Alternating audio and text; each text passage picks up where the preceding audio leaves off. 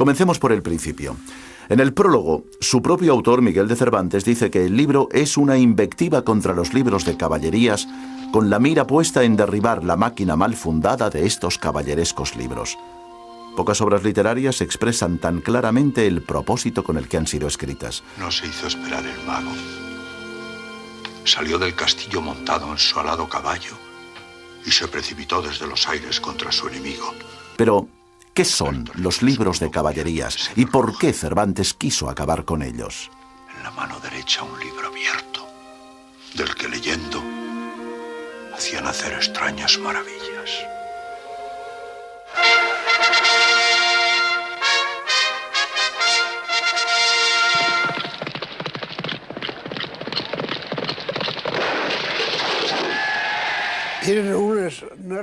Eran unas narraciones de aventuras de caballeros muy extensas y que tenían una larga tradición. Era un poco huir de la vida normal, de aquello que pasaba constantemente, y buscar una literatura de imaginación y sobre todo de movimiento y aventura. A principios del siglo XV se produce un invento absolutamente revolucionario. La imprenta pone los libros al alcance de todos los que saben leer. 100 años después de que Gutenberg popularizara su invento, los libros más publicados son los de caballerías. Las primeras historias de este tipo habían aparecido en Francia en el siglo XII, con la leyenda del rey Arturo y el Santo Grial como eje principal. Rápidamente diversificaron sus temáticas y se extendieron por toda Europa. Para que un libro de caballerías tuviera buena acogida entre el público, debía tener algunos elementos indispensables: ejércitos, batallas, magos, hechizos, conjuros y pócimas, hermosas damas cautivas, bosques tenebrosos, cavernas, cataratas, traiciones y juramentos, misiones imposibles y gestas heroicas llevadas a cabo por caballeros andantes limpios de espíritu y dotados casi siempre de una fuerza extraordinaria o poderes sobrehumanos que luchaban contra dragones, gigantes, ladrones, monstruos, traidores, malvados, déspotas, paganos, opresores y tiranos. Y todo esto sucedía casi siempre en países lejanos y extraños. Era un tipo de literatura que tenía una gran aceptación por todo tipo de público. Es una lectura en voz alta, porque la lectura se hacía muchas veces en voz alta con destino a aquellos que no sabían leer. A lo largo del siglo XVI, su difusión es tan masiva y la demanda tan grande que la calidad de los libros de caballerías desciende en picado. Las historias son cada vez más inverosímiles y su prosa tan rocambolesca que a menudo cae en el ridículo. Pronto aparecen las primeras críticas. Los autores considerados serios sostienen que el consumo de este tipo de literatura es nocivo para la sociedad. Entonces, los moralistas, los autores que querían conducir el gusto, pensaron que eran perniciosas para el buen gusto y lucharon contra ellas. Entonces se decía que este tipo de obras eran banales y absurdas, que deformaban el gusto de la gente, de manera que la acostumbraban a productos de baja calidad. También se denunciaba que contenían una cantidad de sexo intolerable, que confundían realidad y ficción y no transmitían ningún tipo de ejemplo, valor moral ni enseñanza. Así que, durante la juventud de Cervantes ha proliferado la idea de que los libros de caballerías son una especie de género basura que hay que combatir. Y Don Quijote, en el fondo, más que imitar a los libros de caballerías, lo que quiere es imitar a los que imitan en la vida diaria los libros de caballerías. Y el Quijote es precisamente una parodia descarnada de este tipo de libros. En cada una de sus aventuras se ridiculiza a los caballeros andantes, se ridiculizan sus hazañas, su manera de actuar y de hablar. Puede decirse que fue un bestseller porque manejó códigos comunes a todos los europeos.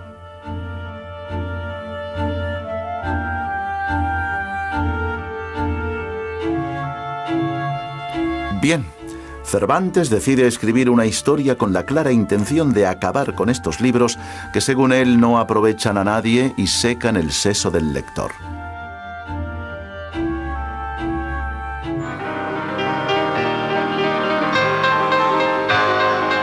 Es evidente que lo grotesco y lo absurdo están presentes en Don Quijote de la Mancha.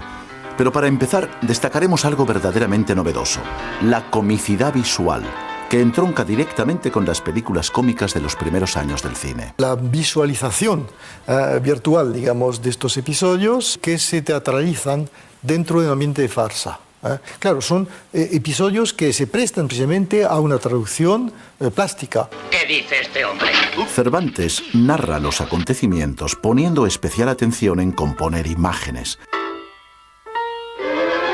de manera que el lector puede visualizar lo que lee.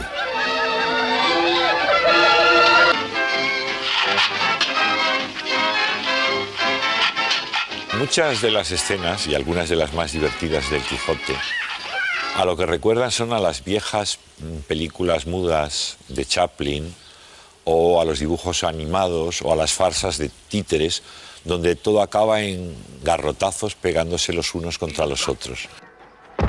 Los trompazos, golpes, caídas y volteretas tan propias de las películas cómicas ya provocaban la risa de los lectores del Quijote en el siglo XVII.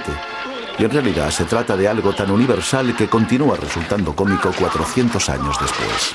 El Quijote o imparte o recibe golpes atroces, terribles, en razón de malentendidos, y eso, en lugar de movernos a compasión, nos mueve a risa, a carcajada. Pero además de la parodia y los gags visuales, también aparece el absurdo como forma cómica. Alza el yelmo. Por Dios que la vacía es buena y que vale un real de a 8. Con una evidente intención de ridiculizar a su personaje, Cervantes hace que recorra los caminos de España con una vacinilla de barbero en la cabeza.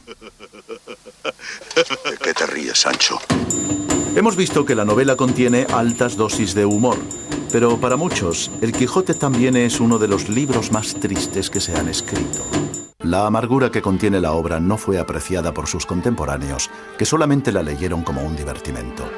Pero es evidente que la tragedia existe con toda su fuerza.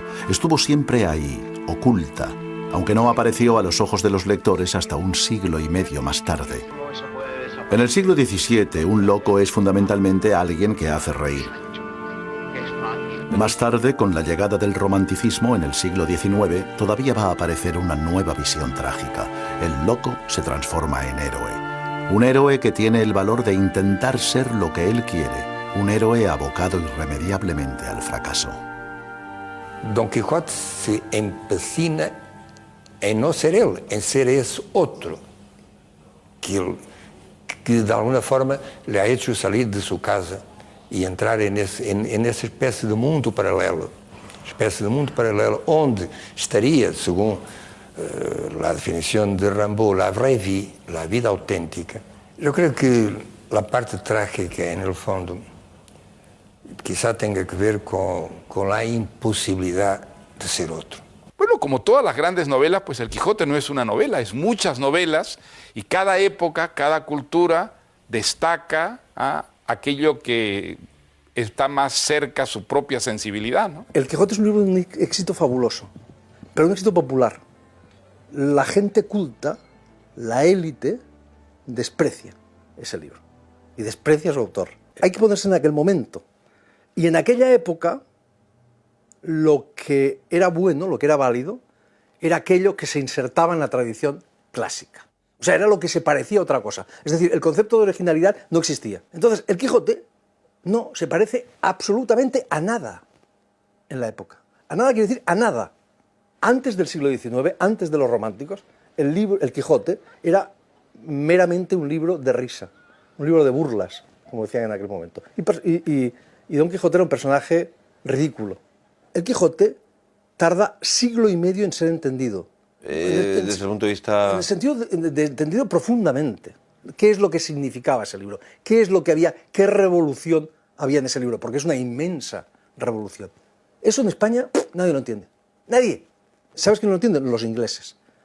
Y ellos crean la tradición de la novela a partir de Cervantes, imitando a Cervantes.